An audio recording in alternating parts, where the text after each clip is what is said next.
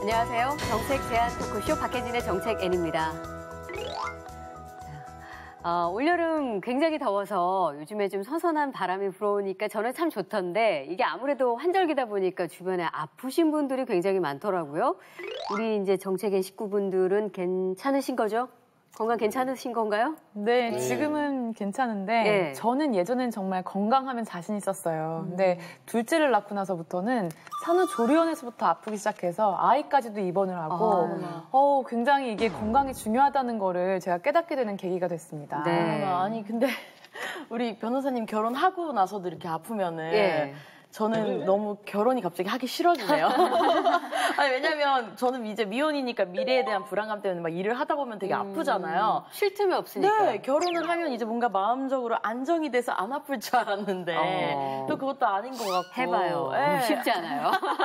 진짜 건강에는 장사가 없어요. 어떡하죠? 지금 저는 젊을 때인데도 사실 제 주변 친구들도 많이 아프거든요. 그렇죠. 이게 뭐 나이를 가릴 것 없이 건강 문제는 되게 문제인 것 같아요. 맞아요, 맞아요. 그래서 뭐 우리 다 알고 있지만 건강이 최고고 건강이 제일이다 그런 말 하잖아요. 그리고 정말로 건강을 잃으면 모든 걸 다 잃는다 그런 말을 하는데 틀린 말은 아닌 것 같습니다. 한 명이 집안에서 아프면은 좀 가족 전체가 너무 힘든 것 같아요. 네. 저는 사실 이런 얘기 나오면은 드라마 속 얘기인가 보다 했는데 이게 내 얘기가 된다고 하니까 너무 좀 걱정도 많이 되면서 얼마 전에 제 자신이 갑자기 되게 아팠어요.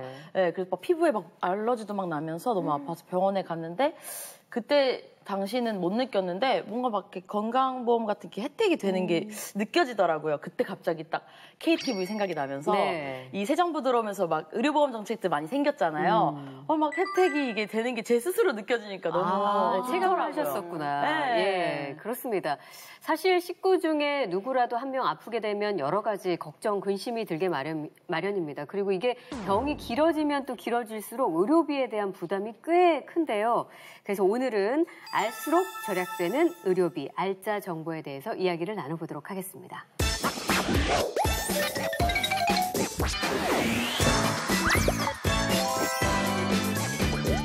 오늘도 도움 말씀 주실 두 분을 모셨는데요. 먼저 강도태 보건복지부 보건의료정책실장님 모셨습니다. 예, 안녕하세요. 보건복지부 보건의료정책실장 강도태입니다. 네, 그리고 또 한 분은 오늘 저희가 나눌 이 의료비에 대해서 굉장히 관심이 많으신 주부이시거든요. 박선주 주부님 모셨습니다. 네, 안녕하세요. 영등포에서 온 주부 박선주입니다.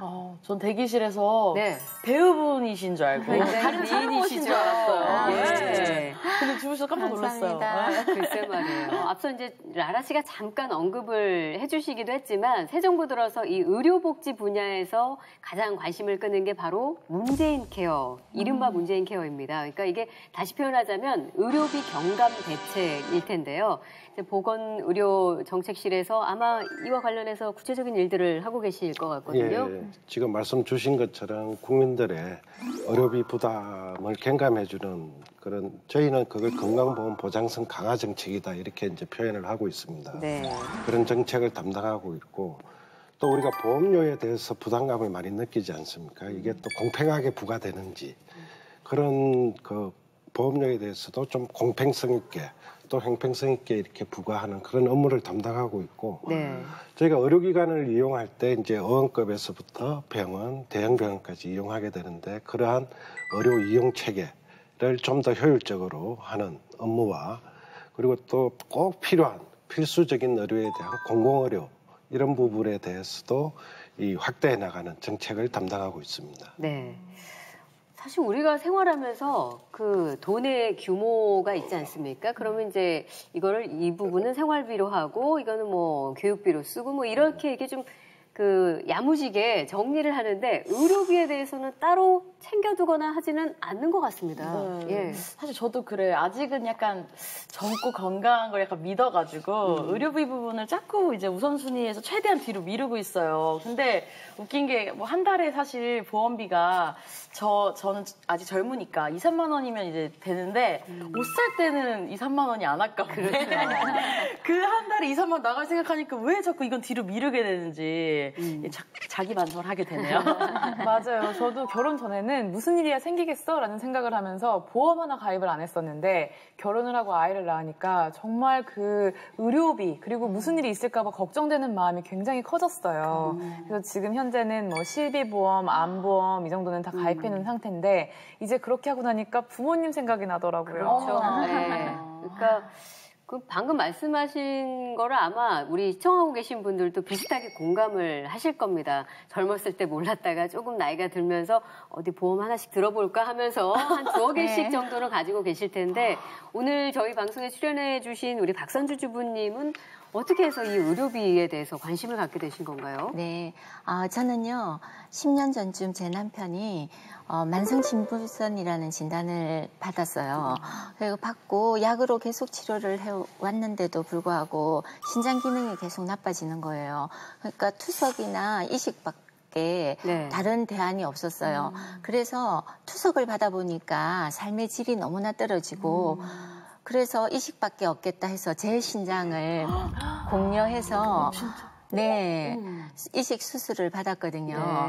근데 이식 후에도 이제 스테로이드제로 이제 치료를 계속 받았는데 그 약 부작용으로 인해서 또 남편이 양쪽 고관절이 또 괴사가 일어난 거예요.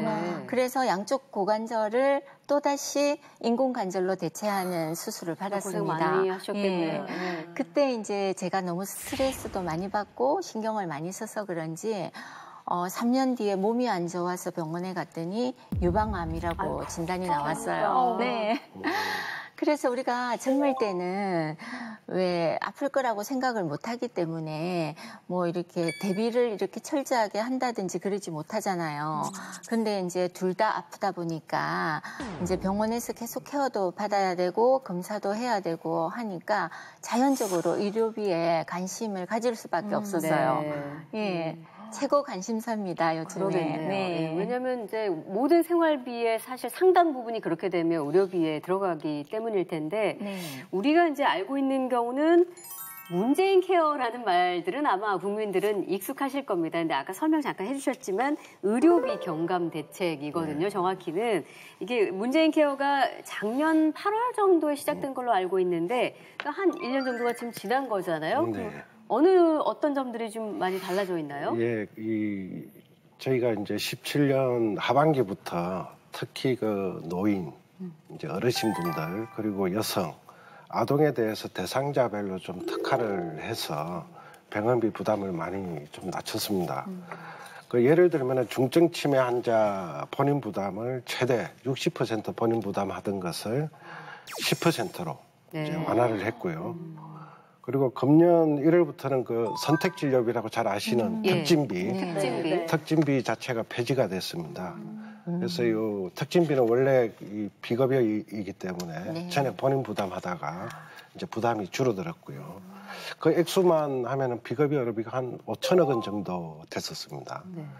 그리고 이제 올해 4월부터는 우리가 그 간, 췌장 등의 초음파, 그 성복부 초음파 검사를 건강보험 적용을 했고 또 올해 7월에 저희가 4인 병실까지 그 건강보험 적용이 됐는데 2, 3인실까지 이제 종합병원하고 상급병원에 대해서 건강보험 적용을 했고요. 또 65세 어르신들이 나이 드시면 임플란트 많이 하시지 않습니까? 그렇죠. 이게 그동안 본인 부담이 50%였는데 30%로 낮추었습니다. 또 이 외에도 본인 부담 상한액이라고 해서 이 기준을 많이 지원할 수 있도록 연소득 한 10% 수준으로 또 낮추어 드렸고 아까 말씀하신 대로 가정에서 재난적으로 의료비가 들면은 이게 건강보험을 하더라도 부담이 많이 될 수 있습니다. 그래서 이 재난적 의료비 제도도 저희가 도입을 했습니다. 아까 주부님께서 말씀을 되게 덤덤하고 차분하게 말씀하셔서 그렇지 사실 남편분은 신장 이식하시고 우리 또 주부님께서 본인 직접 또 유방암 진단을 받으셨을 때는 정말 너무 힘드셨을 것 같아요. 특히 부부가 두 분이 다 아프시면 사실 의료비뿐만 아니라 생활비적인 부분에서도 되게 부담을 많이 느끼실 것 같거든요. 네네. 제가 아파 보니까 우리나라 건강보험제도가 그 어떤 나라보다도 훨씬 잘 되어 있고 참 좋다는 걸 실감했어요. 제가 체험적으로 느낀 거니까. 그러니까 남편도 큰 수술하고 저도 큰 수술 했잖아요. 근데 그 중증 환자 혜택 특례가 있어요. 그 혜택을 받다 보니까 저희들은 95%가 건강보험에서 지원을 해주고 또 한 5% 정도만 저희가 개인 부담을 했거든요.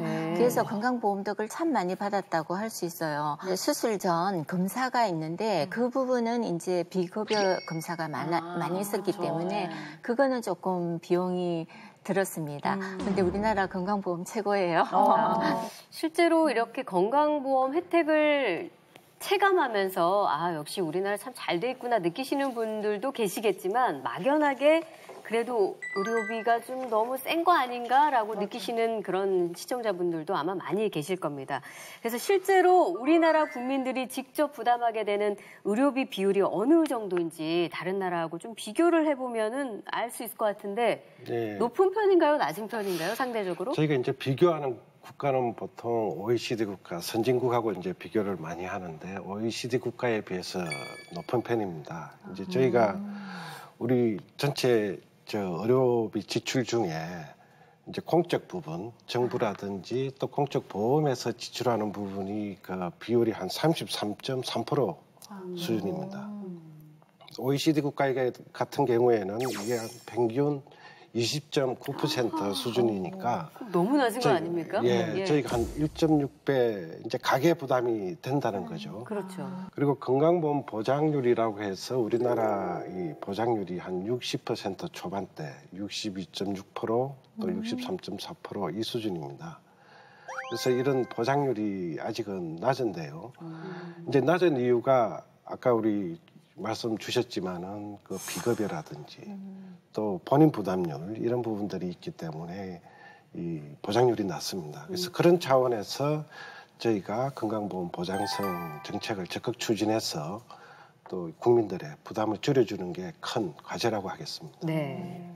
그래요. 그 얘기만으로도 사실은 마음이 좀 놓이는 측면이 있습니다. 국민들의 의료비 부담을 줄여주겠다. 이 취지가 바로 의료비 경감 대책이라니까. 근데 의료비 중에서 뭐 말씀 많이 주셨지만 뭐 수술 전에 아까 그 검사비에 대한 부담은 비급여라서 굉장히 부담스러웠다 말씀하셨지만 어떠세요? 의료비 가운데 그래도 좀 이 돈 낼 때는 좀 돈이 너무 많이 든다.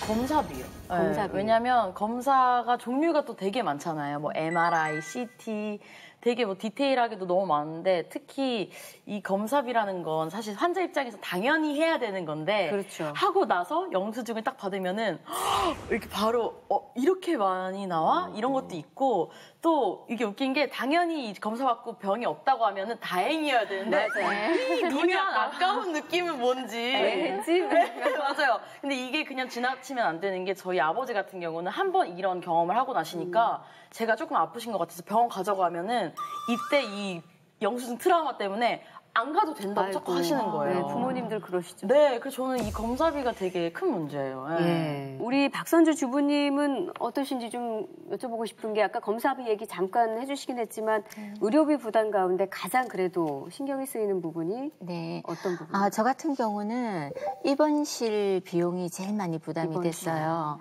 제 남편이 이식 수술을 했을 때 이식 환자들은 감염의 위험이 때문에 다인실 입원이 어렵거든요. 그렇겠네요.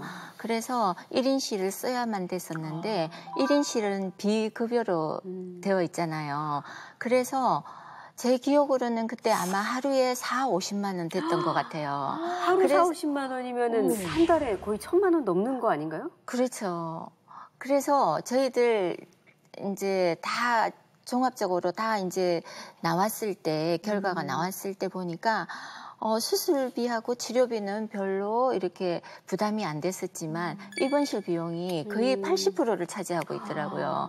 그래서 그게 제일 많이 부담스러웠습니다. 근데 의료비 경감 대책에 보면은 이제 입원실도 점차적으로 보험 적용이 확대된다고 해서 참 반가운 소식이다 생각하고 있었어요. 아까 잠깐 2, 3인실에 대해서 그러니까 그전에는 4, 5인실에 해당이 됐었는데 어떻습니까? 많이 바뀌었나요?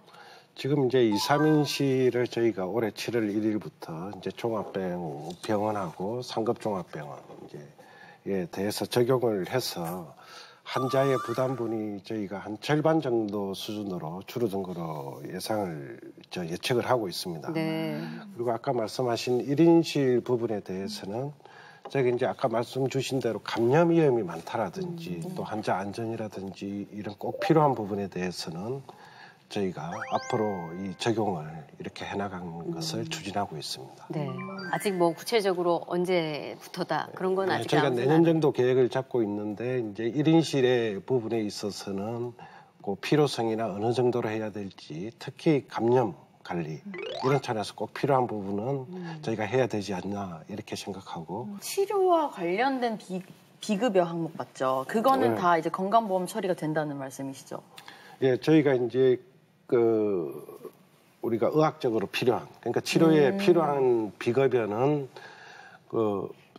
좀 전에 검사라든지 이런 말씀을 많이 주셨는데 필요한 거는 전체적으로 다 급여화를 하겠다 하는 계획으로 추진 중에 있습니다. 그럼 저는 헷갈리는 게 그 비급여라는 게 이런 치료와 관련된 비급여는 이제 보험 적용이 되는데 그거 아닌 또 비급여, 또 급여 이게 뭔지 좀 잘 모르겠어서 우리 시청자 여러분들께 조금 설명을 해주셨으면 좋겠어요. 건강보험 용어가 사실 좀 우리 국민들이 보기에는 좀 어려울 겁니다. 네, 많이 어려워요. 그래서 우리 건강보험이 이제 적용이 되면은 급여 이렇게 얘기를 하고 건강보험에 적용이 안 되면은 비급여라고 이렇게 얘기를 하고 있습니다. 근데 건강보험 적용이 되면은 이제 일반적으로 입원을 하실 때 이제 전체 진찰료에 아니면은 입원료의 20%를 이렇게 이제 본인 부담의 20% 수준이고요. 병원에 가실 때 외래로 가셨을 때는 병원에 이 종별로 30에서 60% 본인 부담을 하게 돼 있습니다. 그래서 이게 급여화가 된 예를 들면 급여라는 거는 건강보험에서 일정 부분을 부담하고 본인이 일정 부담하는 그런 형태가 되겠고요. 비급여의 경우에는 그 가격을 이렇게 정해지는 게 아니고 의료기관에서 그 가격을 정해서 이제 고시를 하고 부과를 하기 때문에 이게 이제 차이들이 기관별로 있고 이 건강보험 적용이 안 되기 때문에 전액을 우리 국민들이 부담하게 되는 이제 그런 부분이 비급여입니다. 그런데 보통 비급여는 이제 정해지는 게 이 치료라든지 의학적으로 이게 효과가 맞냐 적냐 이런 부분들하고 또 비용에 있어서도 이게 효과적이냐 이런 것들을 봐서 비급여로 이렇게 정하게 되는 겁니다. 네. 혹시나 이런 비급여가 점점 없어진다는 것이 환자들의 선택권을 제한하는 그런 문제가 되진 않나 싶습니다. 예, 우려하시는 거 반대로 저희가 볼 때는 이 급여화가 되면서 환자들의 선택권이 오히려 넓어지지 않을까 이렇게 보고 있습니다. 우선 첫 번째로 비급여로 하게 되면 환자가 전액 부담을 하게 됩니다. 그럼 의료비 부담 때문에 이용을 못 하시는 분들이 요 건강보험 급여로 되면서 또 이용을 더 하실 수 있는 오히려 선택권이 넓어지는 부분이 있고요. 또 이 건강보험 급여로 되면은 여러 가지 다른 이 급여라든지 서비스와 비교 가능하기 때문에 좀 더 좋은 서비스를 받을 수 있다고 이렇게 보실 수 있겠습니다. 다만 이제 급여할 때 여러 가지 기준을 제한을 하지 않겠냐 하시는 이런 우려하는 부분이 있는데 그게 비용 효과성이라든지 또 이 의학적으로 이런 효과성이나 이런 걸 봐서 그게 다소 낮다 하더라도 저희가 예비급여라든지 본인 부담을 조금 높여서 적용하는 형태로 저희가 선택권을 최대한 이렇게 높여드릴 그런 계획으로 있습니다. 네. 그러니까 이 비급여의 급여화 이 문제를 두고도 사실 논란이 있는 것도 사실입니다. 그러니까 이제 특별히 대한의사협회인가요? 예, 의사 선생님들께서는 아까 이제 우리 오 변호사가 제기해준 어떤 환자의 선택권, 의료 선택권이 제한되는 문제, 그리고 이렇게 다 급여화가 되다 보면 아무래도 그러니까 수술의 경험이 많고 또 장비도 고가로 최신식으로 갖춘 대형 병원으로 환자들이 몰리게 될 테니까 또 중소병원들은 아무래도 좀 몰락하지 않겠느냐 뭐 이런 얘기들도 많이 있긴 합니다. 그럼에도 불구하고 비급여를 급여화 시켜야 되는 이유가 있다면요? 가장 큰 이유가 이 건강보험 적용이 안 되는 의료비는 우리 국민들이 전액을 다 부담해야 됩니다. 그러니까 이 비급여라고 했을 때 그 가격에 대해서도 저희가 조사를 해서 의료기관에서 이제 홈페이지에 가격이 얼마다 이렇게 공개를 하지만은 의료기관별로 이 차이가 조사를 해보면은 많이 이렇게 납니다. 네. 그래서 소비자들이 볼 때 이 부담을 많이 하는 부분도 있고 어떤 경우에는 또 상대적으로 이렇게 차이나게 부담하는 경우도 있고. 그러니까 그 얘기는 아까 말씀해 주신 것처럼 비급여를 각 의료기관에서 자체적으로 가격 산정을 하기 때문이라는 그렇습니다. 거죠? 예. 네. 그리고 저희가 급여하고 비급여의 의료비 증가율을 조사해 보면은 제가 좀 전에 말씀드렸던 것처럼 건강보험 보장률이 60% 초반에서 이렇게 머물고 있는 게 급여의 증가율에 비해서 비급여의 증가율이 훨씬 높게 이렇게 계속 증가하고 있습니다. 그래서 앞으로 이 증가율을 봤을 때도 국민들한테 부담이 되겠다. 그런 측면에서 이 비급여를 급여화하는 필요성이 있고요. 두 번째로는 의료적인 효과성이라든지 또 비용 효과성을 봐서 급여화를 하고 있는데 이게 지금 급여화되어 있는 부분의 수가 부분이 상대적으로 낮다 보니까 이 비급여 부분에 대해서 진료가 이제 증가할 가능성이 높고 그렇게 되면 꼭 필요한 급여 부분에 대한 진료가 오히려 줄어들고 또 상대적으로 그런 필요성이 적은 비급여 부분이 증가하게 되면서 우리 의료 체계 구조도 좀 왜곡되는 부분이 있습니다. 그래서 이런 의료 제공 체계라든지 이런 부분들을 정상화하기 위해서라도 이 비급여의 급여화가 필요한 그런 사항입니다. 네. 자, 그동안 비급여가 되던 항목을 급여화시키는 것 이외에도 국민의 의료비를 좀 경감시켜주기 위해서 다양한 지원이 확대되고 있다고 하는데요. 그래서 저희 제작진이 직접 병원에 한번 다녀와 봤습니다. 화면 함께 보시죠.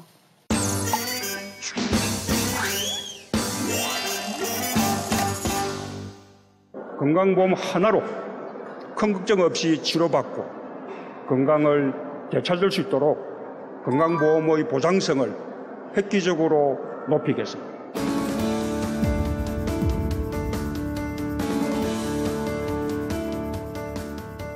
제일 부담스러운 건 아무래도 의료보험 적용이 안 되는 거하고 또 두 번째로 얘기하면 아마 검사 비용이 제일 부담스럽다고 봐야 되겠죠. MRI죠. 그럼 너무 비싸요. 그럼요, 그게 걱정되죠. 그래서 참고 좀 늦게 오게 되고 그러죠. 단순히 2, 3일 입원했다 나오는 것 같으면은 2인실도 좀 괜찮은데 장기간 열흘 이상 넘어가면 또 그것도 부담이 많이 되죠.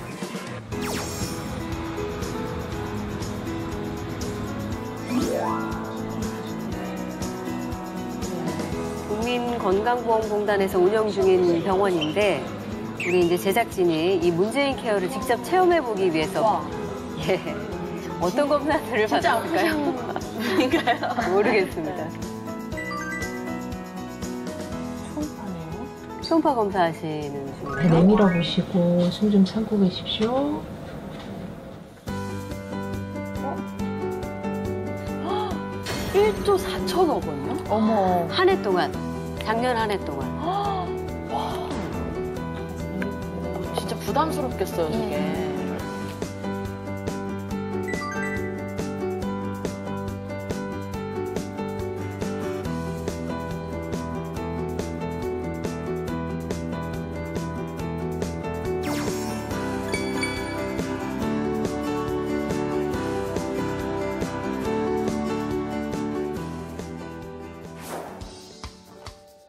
저게 보험 적용이 안 됐었던 부분인가요? 아니요, 이제 그동안에 됐던 것들은 중증 질환자. 예, 저희가 흔히 암이라든지 심장질환, 또 뇌질환, 또 희귀난치 질환의 경우에는 4대 중증이라고 하는데 이 4대 중증 질환 의심자하고 확진자에 한해서 상복부 초음파에 대해서는 보험 적용을 해왔었습니다. 근데 이번에 이제 4월 1일 이후에는 의사의 의학적 판단하에서 상복부 질환이 있거나 네. 그러니까 4대 중증 질환에 제한하지 않고요. 또 의심되는 경우는 모두 이 건강보험이 되도록 했습니다. 그래서 대상을 저희가 추계해 보면은 그동안에 한 16만 4천 명 정도에서 한 307만 명 정도까지 이제 대상이 이렇게 확대되었고요. 네. 그리고 저희가 B형, C형 뭐 간염이라든지 또 담낭 질환 이런 상복부 질환자 제가 말씀드린 307만여 명의 의료비 부담도 이거 적용하다 보니까 그동안 평균 한 6만 원에서 16만 원 하던 것들이 이제 2만 원에서 6만 원 수준으로 크게 이렇게 줄어든 걸로 파악이 되고 있습니다. 네. 금액을 보니까 거의 절반 이상 줄어들었는데요. 그러니까요. 그 상복부 초음파 이제는 건강보험 적용이 되니까 꼭 기억해둬야겠습니다. 맞아요. 네. 아 근데 우리가 운동을 할 때도 사실 상복근, 하복근 나눠서 하는데 상복근 얘기가 있어서 그런데 하복근은 어떻게 되는 건가요? 네, 하복 초음파, 네. 하복부 초음파죠. 네. 저희가 이제 상복부 이 단계적으로 이 급여를 이제 확대해 나가고 있는데요. 하복부에 대해서도 저희가 하반기에 이제 추진할 계획을 가지고 있습니다. 네. 올해 하반기요. 예. 예. 하반기가 지금 시작이 됐기 때문에 정확히 언제부터일지 아마 관심을 갖고 지켜보실 것 같습니다. 네. 자, 지금 아직 그 검사가 좀 더 남으셨나 봐요, 우리 제작진이. 그래서 조금 더 화면을 보시고 이야기를 나누겠습니다. 이번엔 MRI실을 가셨네요.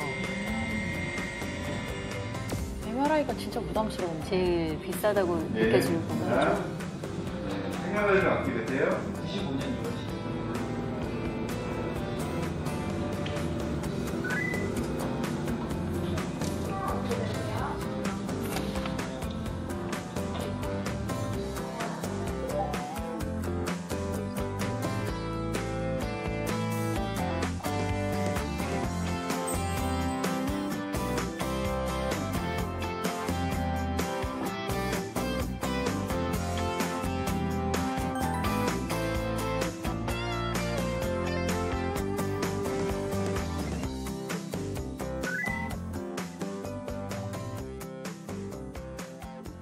그 전에는 이제 처치 위주의 간호를 제공했었는데 지금 이제 정서적인 거나 그런 것까지 다 포괄적으로 하게 되면서 간호사들도 만족감이 높아지고 환자랑 보호자분들도 만족감이 많이 상승하는 것 같습니다.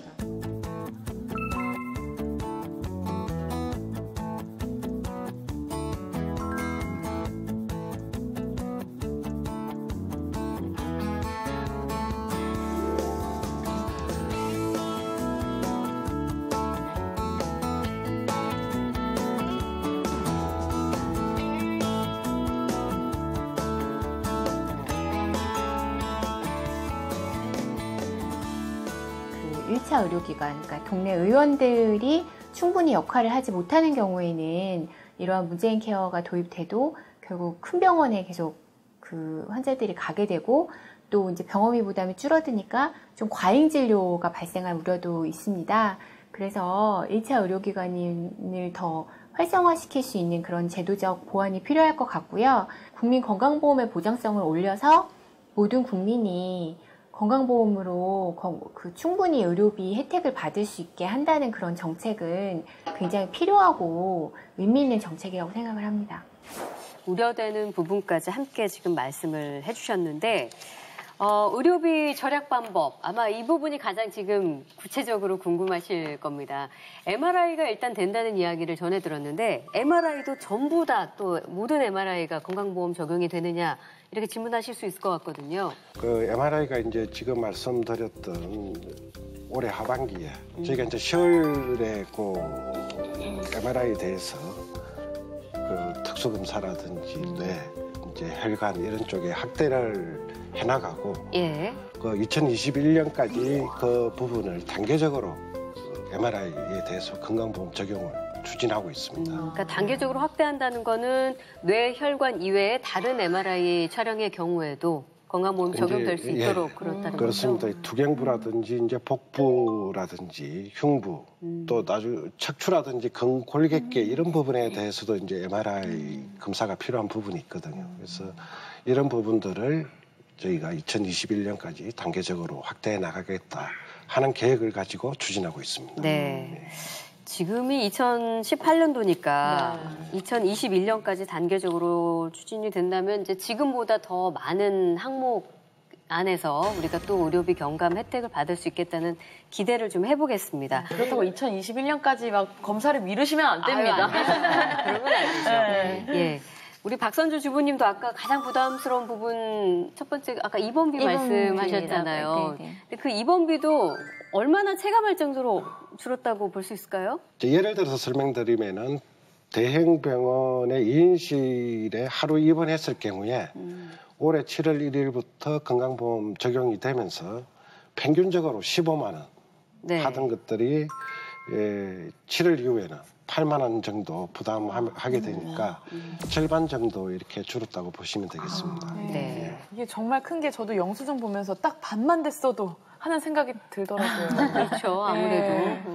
아까 우리 오 변호사님은 간병 서비스 받을 때 들어가는 비용이 상당해서 그거 걱정하셨는데 간호간병 통합 서비스 말씀해 주셨잖아요. 근데 이게 구체적으로 어떤 서비스가 아까 간호사 선생님 잠깐 나오셔서 말씀해 주셨지만 또 누구나 혜택을 받을 수 있는 건가 이런 질문 들거든요. 네. 이제 간호간병 통합 서비스에 대해서 좀 말씀을 드리면은 그동안은 이제 사적 간병인이라든지 우리 보호자분들이 간병을 많이 했습니다. 근데 이 간호간병 통합 서비스는 이 사적 간병인이라든지 보호자가 상주하지 않고 병원에서 이제 그 병동에는 간호사와 간호조무사 또 간병 지원 인력이 이 포괄적으로 전문적으로 서비스를 제공하는 그런 제도가 되겠고요. 이제 간호사와 간호무를 보조하는 간호조무사하고 병동의 행정무 보조를 한다라든지 또 희송을 담당하는 간병 지원 인력이 함께 이렇게 팀으로 이렇게 서비스를 하게 되니까 이 전문적이고 또 효율적으로 서비스가 제공됩니다. 그래서 이 병원에서 간호와 간병을 이제 지금은 간호와 간병이 이렇게 구분돼 있는데 일반적으로 가족이나 또 이 간병인을 써서 간병을 하니까 간호사들이 간호를 하고 이렇게 구분이 돼 있는데 이걸 종합적으로 입원 서비스를 제공하게 되니까 사적 간병비 이렇게 부담이 줄어들게 되고 일반 병동에 대해서 이제 보험이 적용이 되니까 저희가 계산을 해보니까 일반 병원의 경우에는 한 9만 원 정도의 이제 비용이 드는데 그 간호간병 통합 서비스 병동을 하게 되면은 한 22,000원 정도 이렇게 한 67,000원 정도가 이렇게 줄어들게 됩니다. 그러니까 그 비용은 간호간병 서비스에 해당하는 비용을 말씀하시는 거죠? 그렇습니다. 그래서 간호 인력이라든지 여러 가지 인프라가 갖춰져야만 이 부분이 이제 충분히 확대가 될 수 있고 한데 아직은 이제 단계적으로 확대되고 있는 상황입니다. 현재 저희가 8월 현재 봤을 때 전국에 444개 병원에 약 32,000 병상이 서비스를 제공 중에 있고 이 부분을 이렇게 지속적으로 좀 확대해 나갈 그런 계획을 가지고 추진하고 있습니다. 네. 그 영상 마지막 부분에 그 노인 틀니에 대한 이야기도 나왔거든요. 아무래도 이제 연세가 있으시면 여기저기 아프신 곳이 많아가지고 의료비가 굉장히 많이 듭니다. 그래서 아마 어르신들이 이 의료비 관련돼서 이 부분 굉장히 주목해서 들으실 것 같거든요. 근데 많이 개선이 됐죠. 노인 틀니뿐만 아니라 이제 임플란트, 노인 임플란트의 경우에도 올해 7월부터 만 65세 이상의 그 임플란트 본인 부담률이 기존에는 50%였습니다. 그걸 이제 30% 수준으로 낮춰가지고 기본적으로 기존에 한 62만 원 정도 본인 부담하던 그 의료비 부담이 약 37만 원으로 이렇게 줄어들었습니다. 그리고 이제 어르신들이 동네 의원에 이렇게 방문을 하시게 되면은 그동안에 노인 내래 정액제라고 해서 총 진료비가 15,000원, 15,000원 이하일 경우에는 1,500원을 내고 네. 그 초과하게 되면은 이 일반 외래 본인 부담률과 같이 30%를 부담하게 되어 있었습니다.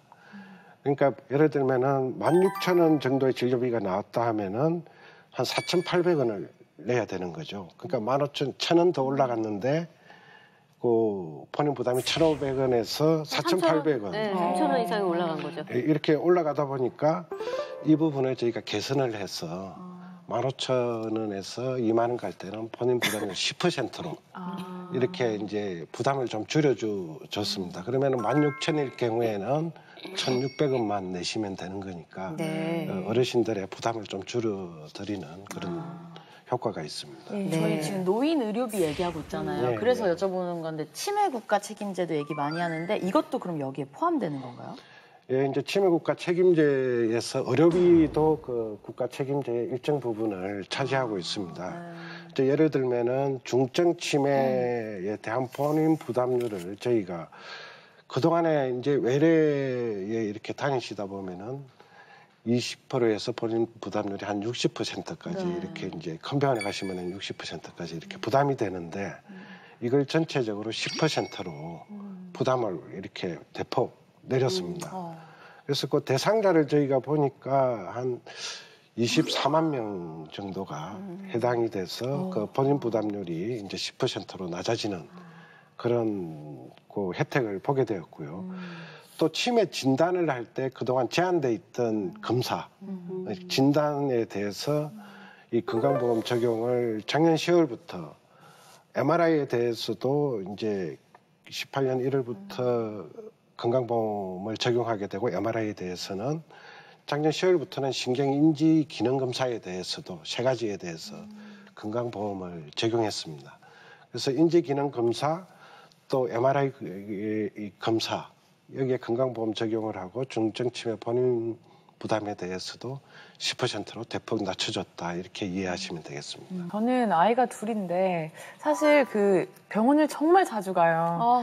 근데 우리나라 확실히 그 예방접종이나 영유아 검진 정말 잘 되어 있습니다. 그래서 아이가 아프지만 않다면 그렇게 크게 돈 들어갈 일 없이 잘 키울 수가 있어요. 근데 아이가 질병이 발생하는 경우가 있잖아요. 이럴 때는 속수무책이더라고요. 혹시 이런 아이들 진료비 경감 대책에 대해서도 어떤 그 정책이 있으신가요? 예, 저희가 앞에서 모두에 말씀드렸다시피 이제 어르신들, 여성, 아동에 대해서 이제 그 보장성을 이제 강화해 왔는데요. 작년 10월부터는 이제 15세 이하 아동에 이제 이번의 경우에는 그 기존에 10%에서 20% 본인 부담하던 것들을 5%로 인하를 했습니다. 그리고 이제 18세 이하 아동의 치아 혼매우기 같은 경우에는 본인 부담률이 기존에 30에서 60% 수준이었는데 이 부분도 10%로 인하를 했고요. 그리고 올해 저희가 10월 1일부터는 그 아이를 낳게 되면은 이제 신생아가 되겠죠. 그 신생아 대상 선천성 대사 이상 검사라든지 또 난청에 대해서 선별 검사를 할 때 저희가 건강보험을 적용하게 됩니다. 네. 그리고 또 내년에는 그 19년 1월 1일부터는 1세 아동에 대해서는 또 외래 진료비가 이 건강보험 본인 부담이 아동의 경우에는 그 일반인들에 비해서 70% 수준으로 그동안 부담을 해왔는데 그게 한 21%에서 42% 정도 됐습니다. 이거를 5에서 5%에서 20% 수준으로 이렇게 인하를 할 계획을 가지고 있고요. 그리고 이제 국민 행복 카드라고 아시죠? 네. 그 카드에 대해서도 저희가 지원 금액도 한 10만 원 정도 이렇게 인상할 예정입니다. 근데 이게 국민 입장에서는 뭐 이런 혜택이 막 많아지면 많아질수록 되게 안정감도 있고 좋은데 문제는 이런 항목들이 너무 많다 보니까 제가 뭐 아플 때마다 병원에 가기 전에 몸도 아파 죽겠는데 내가 이게 적용되는지 맞는지 이렇게 확인하는 것도 사실 어려울 것 같은데 알아서 병원에서 좀 이렇게 적용을 해주시겠죠? 예, 그렇습니다. 자동으로. 예. 그런 부분들은 이제 저희가 고시를 다 하고 의료기관에도 다 알려드리고 또 우리 건강보험 심사평가원에서 이런 것들을 다 또 공개를 하고 또 의료기관에 안내해드리고 있기 때문에 걱정 안 하셔도 됩니다. 네. 아무래도 이 의료비 관련해서는 관심 있는 분들이 굉장히 많으신 것 같습니다. 그래서 국민 생각함에도 여러분들의 궁금증과 또 의견 많이 지금 올려주셨는데요. 함께 확인해 보도록 하겠습니다.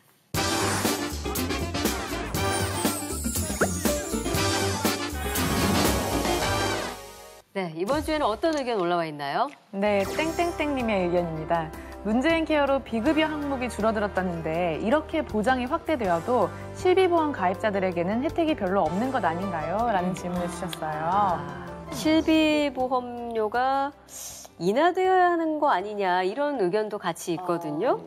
이 건강보험 보장성이 확대되면서 본인 부담이 줄어드는 이제 실손보험의 부담이 줄어드는 부분에 대해서는 저희가 금융당국하고 이제 협의를 해서 그 어느 정도 효과가 있는 건지 줄어드는 부담이 있는 건지 또 그런 저희가 흔히 반사적 이익 효과라고 이렇게 이제 얘기를 하는데 그 정도를 봐서 그 부분이 실손보험 가입자한테 뭐 보험료 인하라든지 아니면 다른 행태에 또 돌려줄 수 있는 부분 이런 부분들을 협의하고 이렇게 논의해 나갈 계획입니다. 이와 관련해서 이제 금융당국하고 논의 중에 있고 네. 또 이와 관련된 법도 국회에 발의가 돼 있습니다. 그렇습니까? 네. 자, 다음 의견도 함께 알아보겠습니다. 네, 라라랜드님의 의견인데요. 제 의견은 라라랜드. 아니에요. 항암이나 희귀 난치병의 경우에는 약값이 많이 부담됩니다. 의약품의 경우에는 의료비 부담을 어떻게 줄일 수 있게 되나요? 라고 하셨는데요. 이 희귀 질환 같은 부분이 진짜 병원비가 어마어마하더라고요. 그렇죠. 네, 약값도 이 의료비에 포함되는지 궁금하네요. 네. 예, 저희가 이제 약제에 대해서도 그 건강보험을 기본적으로 이제 적용해 주는 게 기본적인 방향입니다. 이제 그럼에도 불구하고 이 최대한 적용한다 하더라도 이제 고가이다 보니까 고가이면서도 치료 효과가 불명확한 경우 이제 그런 경우의 약제들이 있습니다. 그래서 그런 경우에 대해서는 저희가 선별급여라고 해서 이제 보험 적용을 하는데 본인 부담이 네. 다소 좀 높은 이제 30%에서 50%를 이렇게 부담하는 제도인데요. 이런 선별급여 제도를 통해서 이 부담을 좀 줄여주는 형태로 이렇게 추진을 하고 있습니다. 그러니까 이 그동안 비급여였기 때문에 가격이 이제 높게 형성이 돼 있는 부분이 또 낮춰지는 부분도 있고 또 30%에서 50%의 본인 부담을 하더라도 이제 정부에서 또 건강보험공단에서 일정 부분을 부담하기 때문에 좀 부담을 줄일 수 있지 않을까 그렇게 생각하고 있습니다. 네. 자, 또 하나 의견은 착한 바보님께서 올려주셨는데요. CT나 MRI가 비급여에서 급여로 바뀌었다는데 정확히 언제부터인지 그리고 혹시 바뀐 항목에 대해서는 다시 환급을 받을 수 있는지 궁금합니다라고 하셨습니다. 저도 이번에 이제 이 자료 좀 보면서 그 본인 부담 상한액 초과 의료비 8천억 원을 환급한다 뭐 이런 기사들이 막 나오더라고요. 그래서 아마 이 부분이랑 조금 혼동을 하신 것 같긴 한데 여기 좀 설명 좀 부탁드릴게요. 예, 아마 이 환급 받을 수 있는지 이제 이 부분이 아마 사회자님 말씀처럼 혼돈스러운 부분이 있었던 것 같은데요. 저희가 이제 환급을 해주는 제도 중에 본인 부담금 상한제라고 있습니다. 네. 이제 우리가 의료기관을 이용할 때 이제 본인 부담률이 그 기본적으로 입원의 경우는 20%, 또 외래의 경우에는 30에서 60% 부담을 하게 되는데. 이 본인 부담이 본인 소득에 따라서 저희가 구간을 이렇게 나눠서 일정 소득 이상의 본인 부담이 되게 되면은 돌려주는 제도가 있습니다. 그래서 작년 걸 저희가 계산해 보니까 2017년도겠죠. 돌려주는 액수가 총 그 1조 3천억 원 정도 되고 그게 이제 사전에 아예 안 받는 경우와 사후에 돌려주는 경우가 합쳐져서 이제 1조 3천억이 되고요. 그러니까 사후에 돌려준 게 한 69만 명 정도의 이 부분이 8천억 원 정도 이렇게 돌려드리게 됩니다. 그래서 우리 국민들께서 이제 건강보험 적용되는 부분에 있어서 본인 부담이 너무 과했다. 네. 그리고 그 소득의 일정 부분을 초과했다 하면은 공단에서 이걸 그 다음 연도에 계산을 해서 돌려주게 되는 제도입니다. 그리고 이 부분이 저희가 제도 개선을 좀 더 또 저소득층을 위해서 강화를 했습니다. 이제 소득 하위 50% 미만일 경우에는 저희가 본인 소득의 연소득의 10% 수준으로 요 기준을 인하해서 그 초과되면은 돌려드리는 쪽으로 강화를 했고요. 예를 들면은 소득 1분위 같은 이제 가장 어렵게 사시는 분들인데 그동안에 한 122만 원을 초과하면은 돌려드렸는데 이제 내년부터는 그러니까 올해부터 적용이 되면은 내년부터 돌려받으실 수 있겠죠. 그 기준이 80만 원으로 이렇게 낮췄습니다. 그러니까 80만 원을 초과하면 그때부터는 환급 받을 수 있도록 그렇습니다. 그 상한선을 낮췄다는 거죠. 그렇습니다. 예. 그러니까 올해 이제 그 건강보험 법정 본인 부담금이 저 소득 분야의 1분위 계층인 분들은 80만 원이 초과되면은 내년에 계산을 해서 다시 돌려드리는 그런 방향으로 정책이 강화됐습니다. 네. 자, 오늘 긴 시간 동안 이 의료비 경감 대책에 대한 알짜 정보들을 함께 알아봤는데 우리 박선주 주부님은 오늘 함께 하신 소감은 어떠셨습니까? 네, 의료비 경감 대책에 대해서 구체적으로 공부할 수 있어서 참 유익한 시간이었고요. 모쪼록 이런 정책들이 많은 사람들한테 호응을 받으면서 잘 자리매김해서 우리 국민들이 의료비 걱정 없이 살아갈 수 있었으면 좋겠습니다. 네, 거의 국민을 대변해서 지금 말씀해 주신 것 같아요. 우리 실장님도 오늘 함께 하신 소감과 또 정책을 직접 또 추진하는 입장에 계시니까 당부하고 싶은 그런 말씀이랄까? 예, 네. 부탁드리겠습니다. 오늘 말씀 이렇게 들어보니까 이 국민들께서 의료비 때문에 그동안에 부담이 또 많이 됐던 부분들이 많은 것 같습니다. 저희가 통계에서도 건강보험 보장률이 OECD 국가의 경우에는 한 80% 되는데 우리나라는 60% 수준에 이제 정체하고 있었습니다. 그래서 정부에서는 이 국민들이 아플 때 병원비 걱정 때문에 치료를 받지 못하는 일은 없어야 된다 이렇게 보고 있고 앞으로 이 건강보험에 대한 보장률을 높여서 이 국민 의료비 부담을 줄이기 위해서는 비급여에 대한 이 급여화가 반드시 필요한 부분이고 이러한 그 건강보험 보장성 강화 정책을 추진하는 데 있어서 이제 국민들 여러분께서도 이 적극적인 지지와 이렇게 협조를 해주시는 게 저희한테 큰 힘이 될 것 같습니다. 네, 자 오늘 정말 알찬 시간 함께해 주신 강도태 보건복지부 보건의료정책실장님 그리고 박선주 주부님 감사합니다. 감사합니다. 네, 박혜진의 정책엔에서는 국민 생각함을 통해서 여러분들의 정책에 관한 다양한 의견을 기다리고 있습니다. 의견 주신 분들에게는 소정의 선물도 드리니까요. 많이 참여해 주시길 바라겠습니다. 자, 저희는 다음 주에도 더욱더 알찬 정책과 함께 찾아오겠습니다. 고맙습니다.